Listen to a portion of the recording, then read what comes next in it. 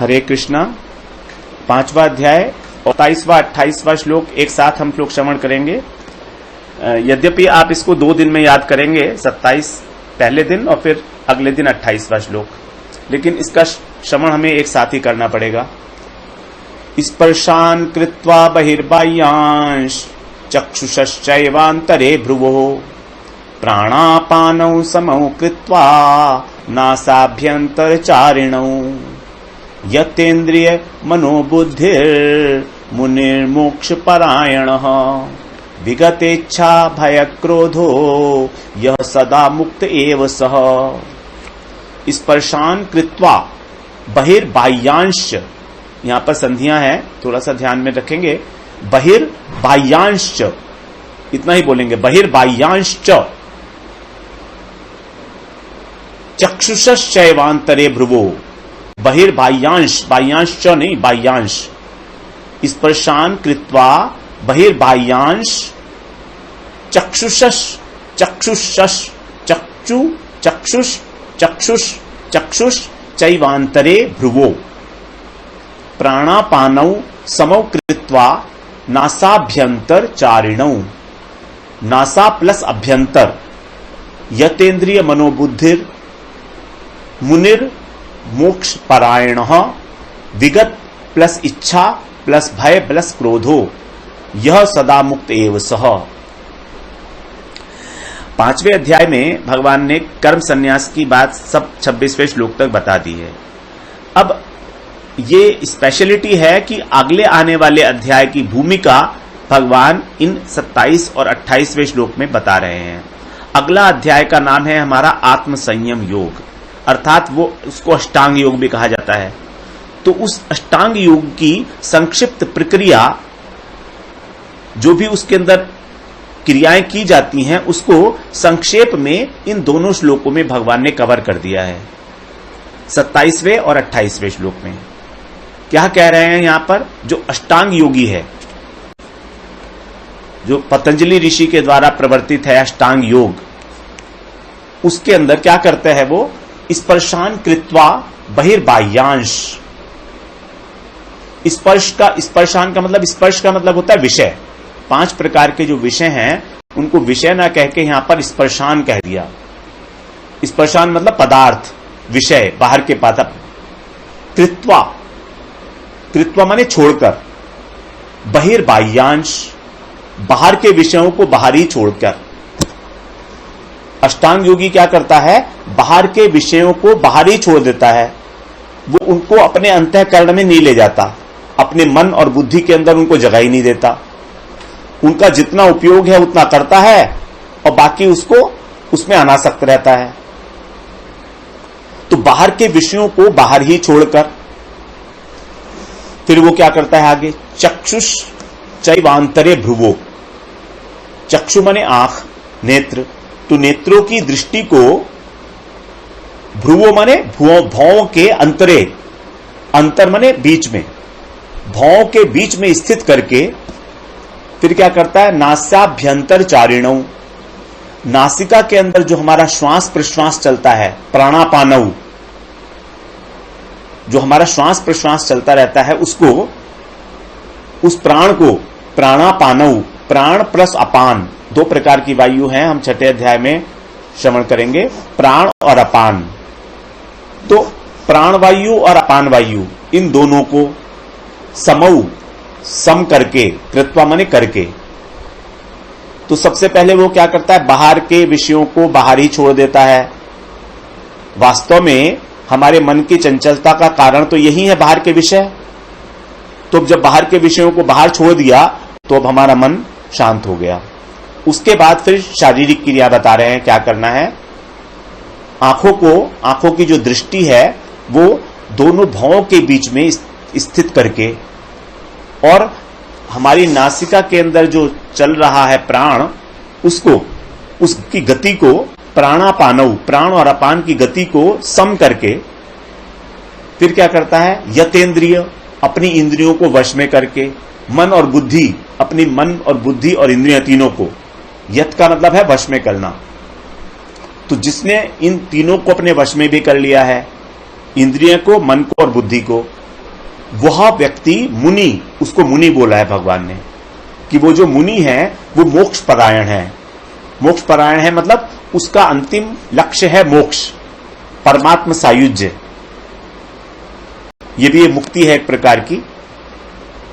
तो वो मोक्ष परायण मुनि जो है, जिसका जीवन का लक्ष्य है मोक्ष की प्राप्ति अर्थात परमात्म सायुज्य, वो व्यक्ति विगत इच्छा भय क्रोधो, विगत माने रहित होना, जिसकी इच्छा भय और क्रोध तीनों खत्म हो चुके हैं। ना अब उसमें कोई इच्छा रही है, न भय रहा है और न क्रोध रहा है। वास्तव में हमारे भय का कारण है हमारी इच्छाएं। अगर हमें इच्छा नहीं होगी तो हम भयभीत क्यों होंगे? हमें किसी से कुछ चाहिए ही नहीं तो हम भयभीत क्यों होंगे? और अगर हमारी कोई इच्छा नहीं है तो हम क्रोधित भी क्यों होंगे? तो वास्तव में भय और क्रोध इन दोनों का ही कारण है इच्छा अर्थात कामना। तो कामना के नाश होने से ही भय का भी नाश हो गया और क्रोध का भी नाश हो गया। तो इसलिए बोला उसको विगत इच्छा भय क्रोधो। उसकी इच्छा रही, न भय रहा न क्रोध रहा।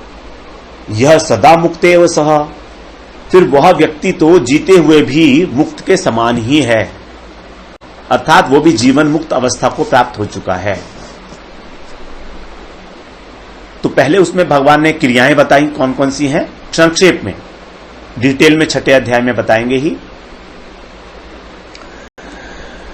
स्पर्शान कृत्वा बहिर्बाह्यांश चक्षुश्चैवांतरे भ्रुवो। चक्षुष स्पर्शान कृत्वा बहिर्बाह्यांश चक्षुष चैवांतरे भ्रुवो प्राणापानौ समौ कृत्वा नास्याभ्यन्तरचारिणौ यतेन्द्रिय मनोबोधिर् मुनिर्मोक्ष परायणः विगतेच्छा भय क्रोधो यह सदा मुक्तेव सह। हरे कृष्णा हरे कृष्णा। 5वां अध्याय और 5वें अध्याय का अंतिम श्लोक अर्थात 29वां श्लोक हम श्रवण करेंगे। भगवान ने 5वें अध्याय में कर्म संन्यास योग का प्रधानतः वर्णन किया। इसका वर्णन करते हुए भी भगवान ने कर्मयोग की भी बात की, ज्ञान योग की तो बात की ही की, मेनली ज्ञान योग ही है। उसके बाद अंतिम 2 श्लोकों में 27-28 में भी ध्यान योग की वर्णना की भी चर्चा की। तो अर्थात कर्म योग, ज्ञान योग और ध्यान योग, तीनों योग इस एक अध्याय में भगवान ने सबको इंडिकेशन किया। केवल एक भक्ति योग रह गया था। अब भक्ति योग जो है वो यहां पर 29वें श्लोक में बता रहे हैं। इस 29वां श्लोक इंपॉर्टेंट है क्योंकि हमको ये भक्ति योग आगे भगवान बताने वाले हैं डिटेल में 7वें अध्याय में। उसका दिग्दर्शन करा रहे हैं यहां पर कि वो है क्या। बहुत दूर से अभी पूरा 6ठा अध्याय बाकी है, लेकिन यहां पर ही भगवान ने मेंशन कर दिया अपनी ओर से। कर्म संन्यास से इस श्लोक का कोई अर्थ नहीं है, कोई संबंध नहीं है, लेकिन फिर भी भगवान 29वें श्लोक में अपनी ओर से, और ये पहला श्लोक है जहां पर 5वें अध्याय का, जहां पर भगवान अपने को लक्ष्य कर रहे हैं, कह रहे हैं माम अर्थात मुझको।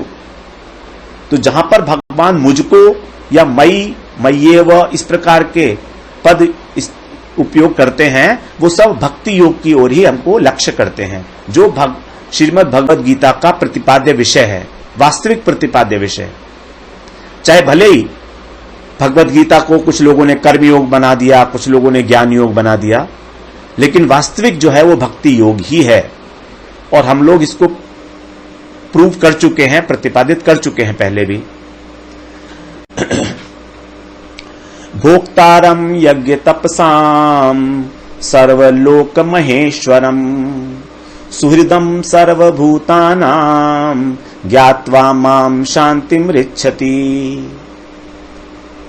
भोक्तारम यज्ञ तपसाम सर्वलोक महेश्वरम सुहृदम सर्वभूतानाम ज्ञात्वा माम शांतिम ऋच्छति।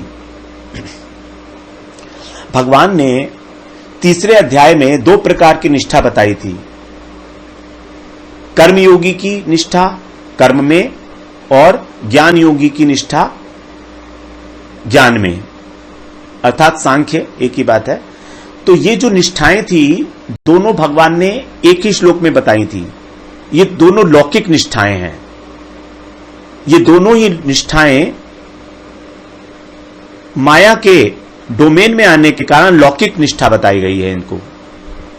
लेकिन अब यहां पर इस श्लोक से भगवान भगवत निष्ठा की बात कर रहे हैं, जिसको भगवान ने निष्ठा ज्ञानस्य या परा ये कहा है 18वें अध्याय के 50वें श्लोक में। तो उसी भगवत निष्ठा की बात अर्थात भक्ति योग की बात यहां पर हम लोग श्रवण करेंगे। भोक्तारम यज्ञ तपसाम, भगवान अपना परिचय दे रहे हैं कि मैं कौन हूं, मैं भोक्ता हूं। भगवान क्या है? भोक्ता।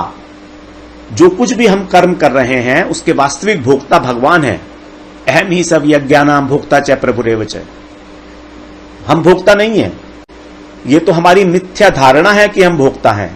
ना तो हम भोक्ता हैं ना हम करता हैं, लेकिन हम इस अभिमान को पोषित करते हैं कि हम करता हैं और हम भोक्ता हैं, और इस अभिमान को धारण करके हम इस संसार में फंसे रह जाते हैं। तो भगवान यहां पर बता रहे हैं तुम अपने को भोक्ता मत मानो, तुम तो मेरा प्रसाद लेकर प्रसन्न चित्त से और मेरी सेवा करो।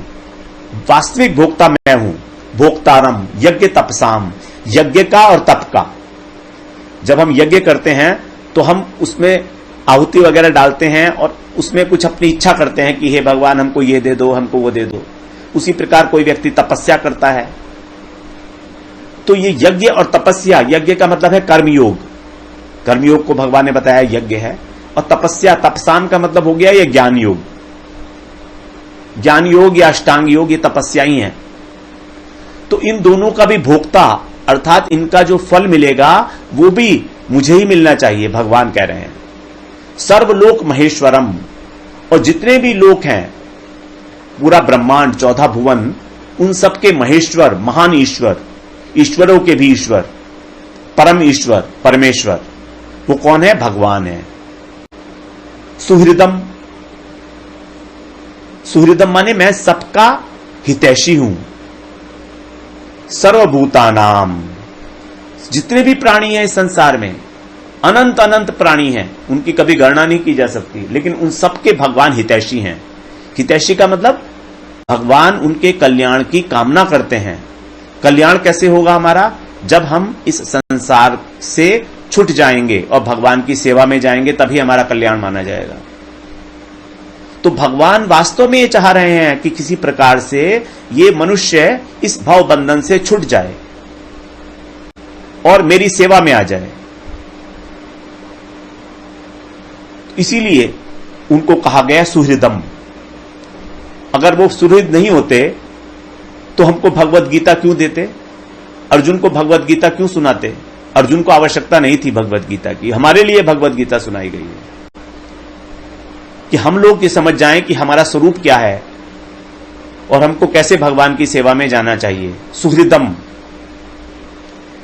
तो सभी प्राणियों का, जीव मात्र का भगवान स्वार्थ रहित कल्याण करने के लिए तैयार हैं। सुहृदम सर्वभूतानाम ज्ञात्वा माम शांतिम रिच्छति, जो इस प्रकार से मुझको जानता है।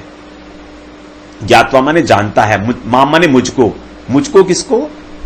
ब्रजेंद्र नंदन श्याम सुंदर को, परम पुरुषोत्तम भगवान कृष्ण को, साक्षात कृष्ण, उनको जो ऐसा जानता है उसको शांतिम रिच्छति, उसको शांति की प्राप्ति होती है। शांति की प्राप्ति का और कोई उपाय नहीं है। चाहे कितना ही आंख बंद के आप अपना ध्यान लगा लो, चाहे कुछ भी कर लो, शांति नहीं मिलने वाली है। शांति तभी मिलेगी जब हम भगवान को ऐसा जानेंगे। तो क्या जानने मात्र तो हम कहें कि ठीक है हमने ये श्लोक पढ़ लिया तो हम जान गए, तो क्या हम जान गए? नहीं, अभी हम नहीं जाने, क्योंकि हमने उसका अनुभव नहीं किया।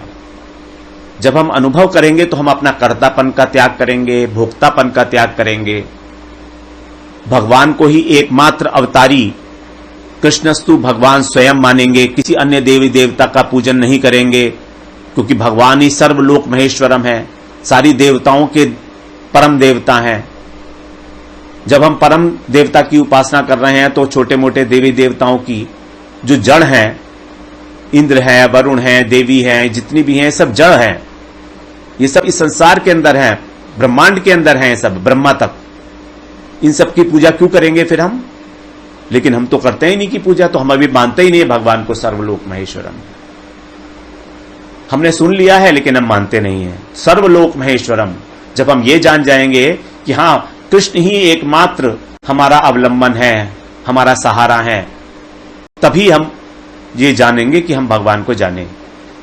तो ज्ञात्वा, और भगवान हमारे कल्याण के लिए ही कार्य करते हैं। उन्होंने हमको गुरु धारण कराए हैं, वही तो गुरु के रूप में आए हैं हमारे अंदर। अंतर्यामी रूप से हमें प्रेरणा कौन दे रहा है भगवत गीता श्रवण करने की? भगवान दे रहे हैं स्वयं। और भगवान हमसे ये भी कह रहे हैं कि तुम गुरु को धारण करो। अब हम अपने आग्रह के कारण गुरु को धारण ना करें और सोचें कि हम खुद ही गुरु बन के और खुद ही सब कुछ कर लेंगे, तो भगवान बेचारे क्या कर सकते हैं? वो तो प्रेरणा ही कर सकते हैं ना, वो तो परिस्थिति बना सकते हैं ना ऐसी, लेकिन एक्शन तो हमें लेना होगा ना। सुहृदम सर्वभूतानाम, बहुत इंपॉर्टेंट शब्द है ये। जब भगवान को हम अपना परम प्रेमी, परम हितैषी मान लेंगे, तभी वास्तव में उनको जानना होगा। और हम उनको अपना मानते ही नहीं है, अभी हमारा संबंध ही नहीं है उनसे। ज्ञात्वा माम शांतिम रिच्छति, तभी हमको शांति की प्राप्ति होगी। भोक्तारम यज्ञ तपसाम सर्वलोक महेश्वरम सुहृदम सर्वभूतानाम ज्ञात्वा माम शांतिम रिच्छति। रिच्छति माने प्राप्त होना। तो आज हमारा 5वां अध्याय कंप्लीट हुआ है। हम लोग कल से फिर आत्म संयम योग, जो 6ठा अध्याय है, जिसमें प्रधानतः ध्यान की बात बताई गई है, उसका श्रवण करेंगे। और वो भी बहुत महत्वपूर्ण अध्याय है। क्योंकि ये अध्याय 5वें अध्याय को और 7वें अध्याय को बीच में जोड़ने वाली एक कड़ी है, एक सेतु की भांति है। अर्थात भगवान का ध्यान करना भक्ति में भी आवश्यक है, और इसमें तो है ही है, ज्ञान योग में और ध्यान योग में। तो जो ध्यान की प्रक्रिया है वो भक्ति योग के लिए भी कहीं ना कहीं आवश्यक पड़ती है। साधना करते हुए, भक्ति के अंगों का पालन करते हुए भी हमको ध्यान योग के कुछ ना कुछ अंश, कुछ ना कुछ उसके जो अंग हैं, उनको उपयोग में लाया जा सकता है। इसलिए हम लोग 6ठे अध्याय का और भी अच्छी तरीके से श्रवण करेंगे।